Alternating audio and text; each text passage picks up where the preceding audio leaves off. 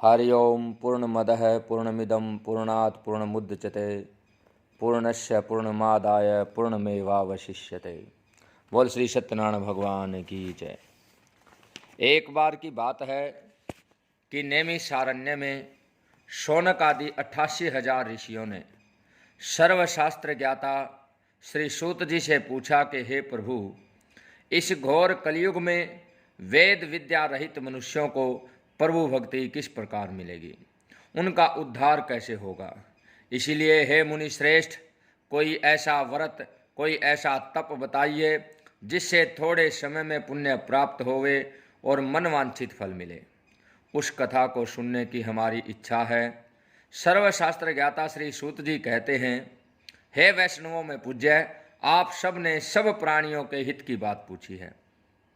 अब मैं उस श्रेष्ठ व्रत को आप लोगों से कहूँगा जिस व्रत को नारद जी ने श्री लक्ष्मी नारायण भगवान से पूछा था और श्री लक्ष्मीपति ने मुनि श्रेष्ठ नारद से कहा था। इसलिए ध्यान से सुनो। एक बार योगीराज नारद जी दूसरों के हित की इच्छा के लिए अनेक लोकों में घूमते हुए मृत्युलोक में पहुँचे। यहाँ अनेक योनियों में जन्मे हुए प्राय सभी मनुष्यों को अपने अपने कर्मानुसार दुखों से पीड़ित देखा और सोचा कि किस यत्न के करने से इनके दुखों का नाश हो सकेगा। ऐसा मन में विचार करके मुनि श्रेष्ठ नारद जी विष्णु लोक को चले गए। वहाँ पर श्वेत वर्ण 4 भुजाधारी देवों के ईश्वर नारायण को देख करके, जिनके हाथों में शंख चक्र गदा पद्म और वरमाला जो पहने हुए थे, उन्हें देखकर नारद जी उनकी स्तुति करने लगे। हे भगवान, आप अत्यंत शक्ति से संपन्न हैं, मन तथा वाणी भी आपको नहीं पा सकती। आपका आदि मध्य अंत नहीं है, निर्गुण स्वरूप हो, सृष्टि के कारणभूत हो, भक्तों के दुखों को नष्ट करने वाले हो, आपको मेरा नमस्कार है। नारद जी से इस प्रकार की स्तुति सुन करके विष्णु भगवान बोले कि हे मुनि श्रेष्ठ, आपके मन में क्या है, आपका यहाँ पर आगमन किस लिए हुआ है, निसंकोच कहिए। तब नारद जी ने कहा, मर्तलोक में मैंने देखा कि सभी मनुष्य अनेक योनियों में पैदा हुए अपने अपने कर्मों के द्वारा अनेक प्रकार के दुखों से दुखी हैं। कोई तन दुखी, कोई मन दुखी, कोई धन बिन रहत उदास, थोड़े थोड़े सब दुखी, एक सुखी राम का दास। इस प्रकार से श्री नारद जी ने कहा कि हे नाथ, मुझ पर दया रखते हो तो बताइए कि उन मनुष्यों के सब दुख थोड़े से ही प्रयत्न से कैसे दूर हो सकेंगे। श्री हरि कहते हैं, हे नारद, ये कहा गया है कि कर्म प्रधान विषव करी राखा। ये बताया गया है कि बंदे कर्म देख के करना, कर्मों की बुरी मार है। कोई कर्म किए थे राजा दशरथ ने, जन्मे पुत्र 4 हैं और वो भी पानी पिला ना सके जिसके घर में राम अवतार हैं। बंदे कर्म देख के करना, कर्मों की बुरी मार है। कोई कर्म किए थे पांडवों ने, छोड़ने पड़े घर बार हैं और वो भी सुख से रह ना सके जिसके संग में कृष्ण मुरार हैं। हे नारद, कर्म का भोग, कर्म का फल मिलता ही मिलता है। कल्प कोटि तक जन्म लेने के उपरांत पुनरपि जन्म पुनरपि मरणम पुनरपि जननी जठरे शयनम, बार बार जन्म लेने से, बार बार मर जाने से भी जो कर्म का लोप है वो नहीं होता है। कर्म फल भोगना पड़ता है। लेकिन इस बहुत पुण्य देने वाला स्वर्ग और मृत्युलोक दोनों में दुर्लभ श्री सत्यनारायण भगवान का व्रत है। आज मैं प्रेमवश होकर के तुम्हें बताता हूँ। श्री सत्यनारायण भगवान का यह व्रत अच्छी तरह विधि पूर्वक संपन्न करके मनुष्य तुरंत ही यहाँ सुख भोग करके मरने पर मोक्ष को प्राप्त होता है। श्री विष्णु भगवान के वचन सुनकर के नारद मुनि बोले कि उस व्रत का फल क्या है, विधान क्या है, किसने इस व्रत को किया, किस दिन ये व्रत करना चाहिए। हे भगवान, विस्तार से बताएं। भगवान बोले, हे नारद, दुख शोक आदि को दूर करने वाला, धन धान्य को बढ़ाने वाला, सौभाग्य तथा संतान को देने वाला यह व्रत सब स्थानों पर विजय करने वाला है। भक्ति और श्रद्धा के साथ किसी भी दिन संध्या के समय श्री सत्यनारायण जी का शाम के समय ब्राह्मणों और बंधुओं के साथ धर्म पारायण होकर के पूजा करें। भक्ति भाव से नैवेद्य प्रसाद, केले का फल, घी, दूध और गेहूं का चूरमा सवाया लेवें। गेहूं के अभाव में साठी का चूर्ण, शक्कर और गुड़ लें। श्रद्धा भाव से भगवान को अर्पण करें, बंधुओं सहित ब्राह्मणों को भोजन कराएं, तत्पश्चात स्वयं भोजन करें। अंत में भजन आदि का आचरण करके श्री सत्यनारायण भगवान का स्मरण करता हुआ समय व्यतीत करें। इस तरह व्रत करने पर मनुष्य की सभी इच्छाएं निश्चय पूरी हो जाती हैं। विशेष करके इस घोर कलयुग में इससे सरल उपाय कोई नहीं है। बोल श्री सत्यनारायण भगवान की जय।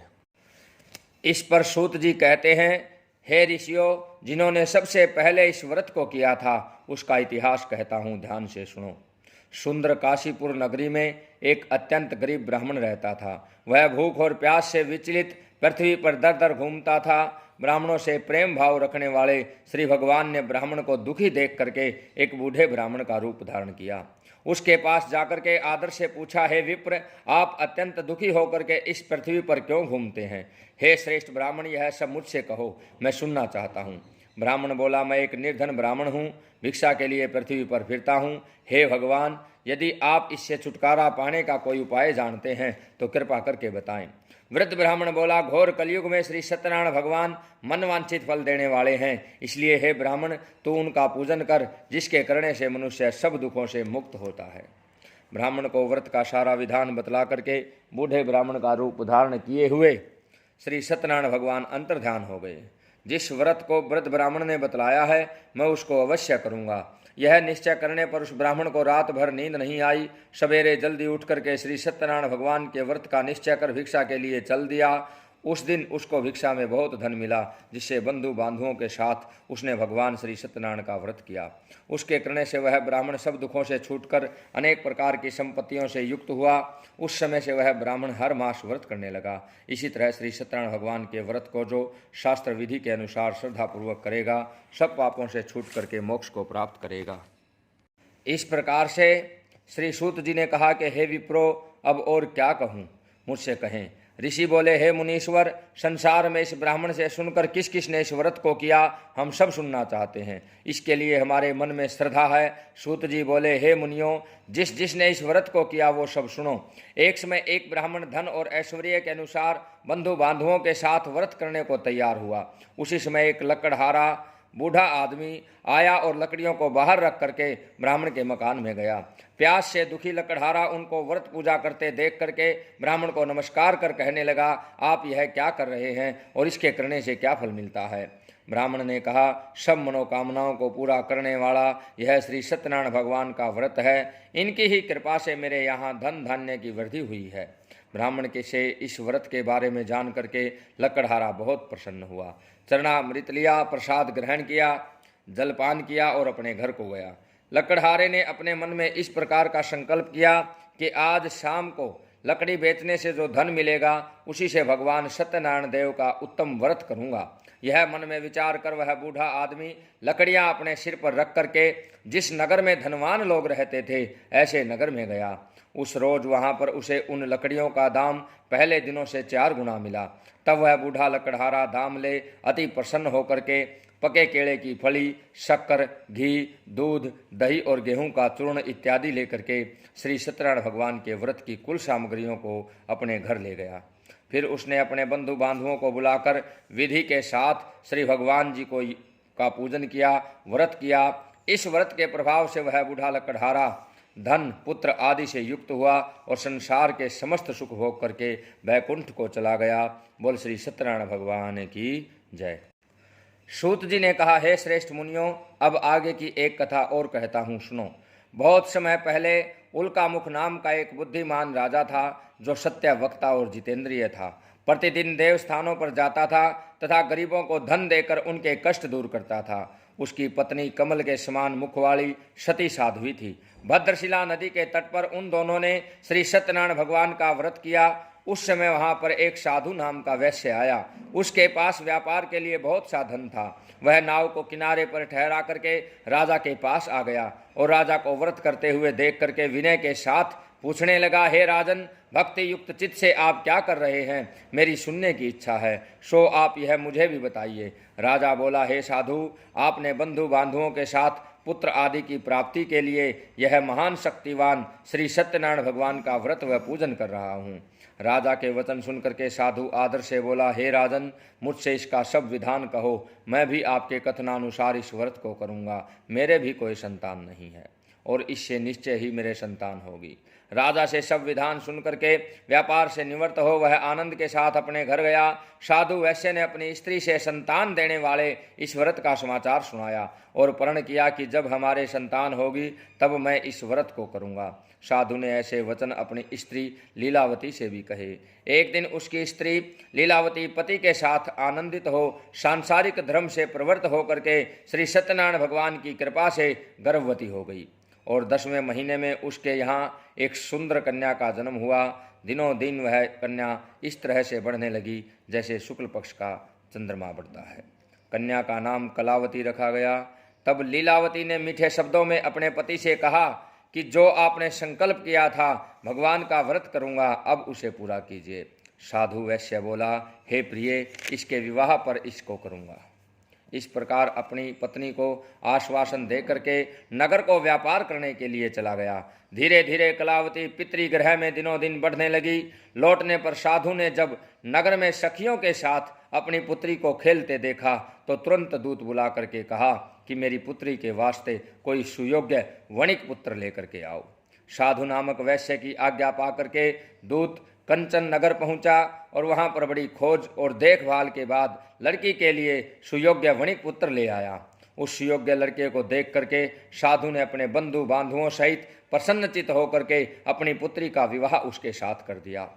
किंतु दुर्भाग्य से विवाह के समय भी वह भगवान श्री सत्यनारायण का व्रत को भूल गया। तब श्री भगवान क्रोधित हो गए। उन्होंने वैश्य को श्राप दिया कि तुम्हें दारुण दुख प्राप्त होगा। अपने कार्य में कुशल साधु बनिया जामाता सहित नावों को लेकर के व्यापार करने के लिए समुद्र के समीप स्थित रतनपुर नगर में चला गया और वहां दोनों ससुर जमाई राजा चंद्रकेतु राजा के उस नगर में व्यापार करने लगे। एक दिन भगवान श्री सत्यनारायण की माया से प्रेरित होकर के 2 चोर राजा का धन चुरा करके भागे जा रहे थे, किंतु राजा के दूतों को पीछे आता देख करके चोरों ने घबरा करके भागते हुए राजा के धन को वहीं चुपचाप रख दिया जहां वो ससुर जमाई ठहरे हुए थे। जब दूतों ने उस साधु वैश्य के पास राजा के धन को देखा तो वे दोनों को बंधक बना करके ले गए। प्रसन्नता से दौड़ते हुए राजा के समीप जा करके बोले, यह 2 चोर हम पकड़ कर लाए हैं, देख करके आज्ञा दे। तब राजा ने बिना उनकी बातें सुने ही आज्ञा दे दी कि उनको कठिन कारावास में डाल दिया जाए और उनका सब धन भी छीन लिया जाए। श्री सत्यनारायण भगवान के श्राप द्वारा उनकी पत्नी भी घर पर बहुत दुखी हुई और घर पर जो धन रखा था चोर चुरा कर ले गए। शारीरिक मानसिक पीड़ा तथा भूख प्यास से व्याकुल होकर के अन्न की चिंता में कलावती कन्या एक ब्राह्मण के घर गई। वहाँ उसने श्री सत्यनारायण भगवान का व्रत होते देखा, कथा सुनी तथा प्रसाद ग्रहण कर रात को घर आई। माता ने कलावती से पूछा, हे पुत्री, तू अब तक कहाँ थी, वह तेरे मन में क्या है? कलावती कन्या बोली, हे माता, मैंने एक ब्राह्मण के घर श्री सत्यनारायण भगवान का व्रत होते देखा है। कन्या के वचन सुनकर के लीलावती भगवान के पूजन की तैयारी करने लगी। लीलावती ने परिवार और बंधुओं सहित श्री सत्यनारायण भगवान का पूजन किया और वर मांगा कि मेरे पति और दामाद शीघ्र आ जाएं। साथ ही प्रार्थना की कि हम सब का अपराध क्षमा करो। श्री सत्यनारायण भगवान इस व्रत से संतुष्ट हो गए। राजा चंद्रकेतु को सपने में दर्शन दिया और कहा, हे राजन, जिन दोनों वैश्यों को तुमने कैद कर रखा है वे निर्दोष हैं, उन्हें प्रातः ही छोड़ दो और उनका सब धन जो तुमने ग्रहण किया है वो दे दो, नहीं तो मैं तुम्हारा धन, राज्य, पुत्र आदि सब नष्ट कर दूंगा। राजा से ऐसे वचन कहकर भगवान अंतर्ध्यान हो गए। प्रातःकाल राजा चंद्रकेतु ने सभा में अपने सपने को सुनाया। सैनिकों को आज्ञा दी कि दोनों वणिक पुत्रों को कैद से मुक्त कर सभा में लाया जाए। दोनों ने आते ही राजा को नमस्कार किया। राजा मीठे वाणी से, मीठे वचनों से अपनी गलती की क्षमा मांगने लगे। उनसे कोमल वाणी में कहा, हे महानुभावों, भाग्यवश आप लोगों को ऐसा कठिन दुख प्राप्त हुआ, अब आपको कोई भय नहीं है। ऐसा कहकर राजा ने उनको नए नए वस्त्र आभूषण पहनाए और उनका जितना धन लिया था उससे दुगना धन दे करके आदर सहित विदा किया। दोनों वैश्य अपने घर को चल दिए। बोल श्री सत्यनारायण भगवान की जय। सूत जी बोले, वैश्य ने मंगलाचार करके यात्रा आरंभ की और अपने नगर को चला। उनके थोड़ी दूर निकलने पर दंडी वेशधारी श्री सत्यनारायण भगवान ने उनसे पूछा, हे साधु, तेरी नाव में क्या है? अभिमानी वणिक हंसता हुआ बोला, हे दंडी, आप क्यों पूछते हो? क्या धन लेने की इच्छा है? मेरी नाव में तो बेल और पत्ते भरे हैं। वैश्य का कठोर वचन सुन करके भगवान ने कहा, तुम्हारा वचन सत्य हो। दंडी ऐसा कह करके वहां से चले गए और कुछ दूर जाकर समुद्र के किनारे बैठ गए।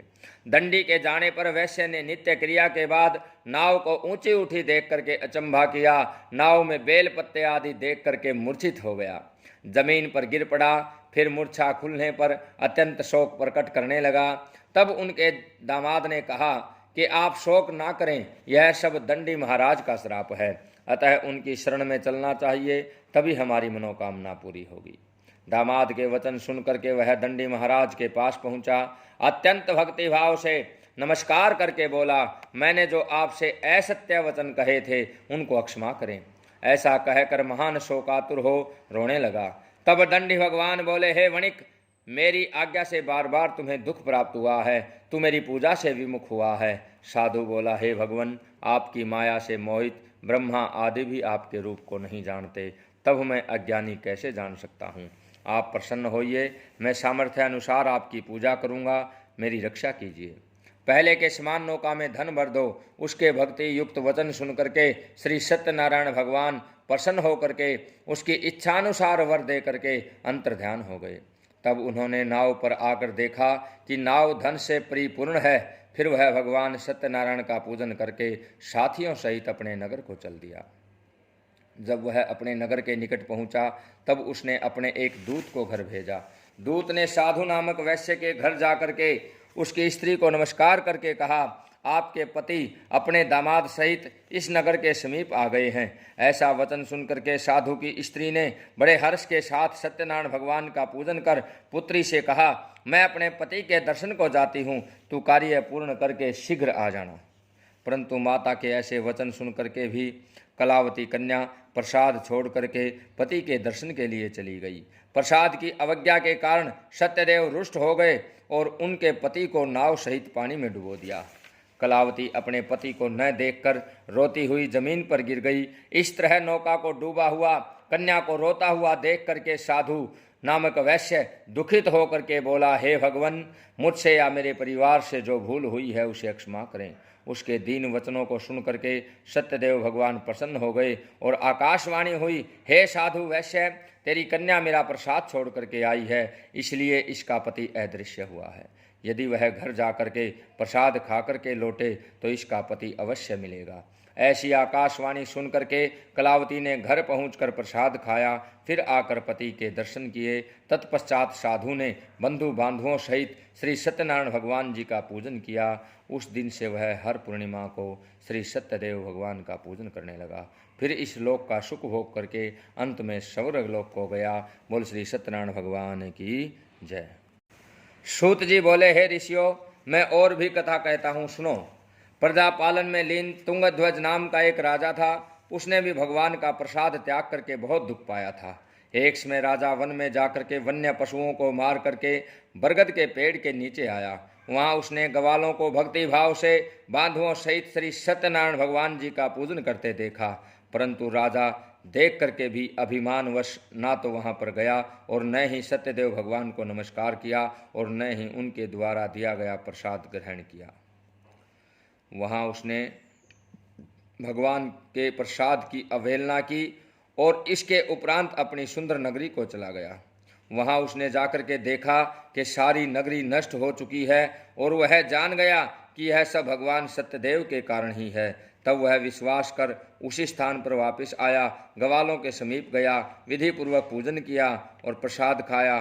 फिर श्री सत्यनारायण भगवान की कृपा से जैसा पहले था वैसा हो गया और दीर्घ काल तक सुख भोग करके अंत में स्वर्गलोक को गया। जो मनुष्य इस परम दुर्लभ व्रत को करेगा, भगवान की कृपा से उसे धन धान्य की प्राप्ति होगी। निर्धन धनी और बंदी जन से बंधन से मुक्त हो जाएगा।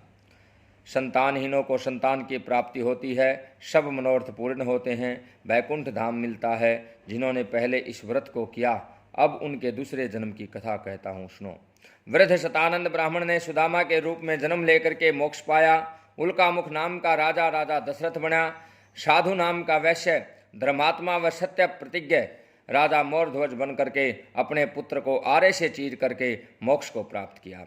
महाराज तुंगध्वज ने स्वयंभू मनु होकर के भगवान में भक्ति युक्त होकर के कर्म करके मोक्ष प्राप्त किया। लकड़हारा भील अपने अगले जन्म में गुह नामक निषाद राज बना, जिसने भगवान राम के चरणों की सेवा करके मोक्ष को प्राप्त किया। बोल श्री सत्यनारायण भगवान की जय। आइए सभी श्री सत्यनारायण भगवान जी की आरती करते हैं। ओम जय लक्ष्मी रमणा स्वामी जय लक्ष्मी रमणा सत्यनारायण स्वामी सत्यनारायण स्वामी जन्मपातक हरिणा। ओम जय लक्ष्मी रमणा रतन जटित सिंहासन अद्भुत छविराजे स्वामी अद्भुत छविराजे। नारद करत निराजन नारद करत निराजन घंटा ध्वनि बाजे।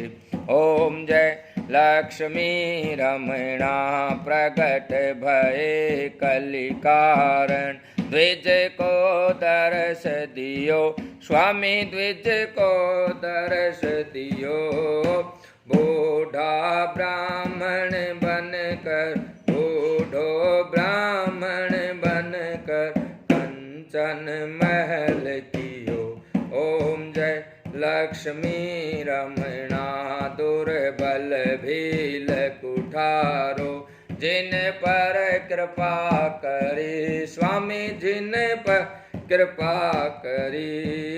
चंद्रचूड़ एक राजा चंद्रचूड़ एक राजा जिनकी विपत्ति हरी।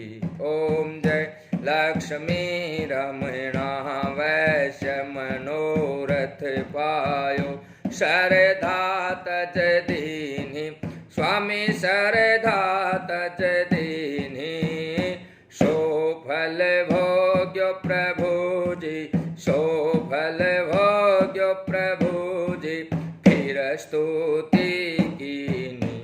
ओम जय लक्ष्मी रमणा भाव भक्ति के कारण छिन्न छिन्न रूप धरो स्वामी छिन्न छिन्न रूप धरो। श्रद्धा धारण कीनी श्रद्धा धारण कीनी तिनको काज सरो। ओम जय लक्ष्मी रमणा ग्वाल बाल संग राजा वन में भक्ति करी स्वामी वन में भक्ति करी। मन वांछित फल दीनो मन इच्छा फल दीनो दीन दयाल हरि। ओम जय लक्ष्मी रमणा चढ़त प्रसाद सवायो कदली फल मेवा स्वामी कदली फल मेवा। धूप दीप तुलसी से धूप दीप तुलसी से राजी सत्य देवा। ओम जय लक्ष्मी रमणा श्री सत्यनारायण जी की आरती जो कोई नर गावे स्वामी प्रेम सहित गावे। तन मन सुख संपत्ति तन मन सुख संपत्ति मन वांछित फल पावे।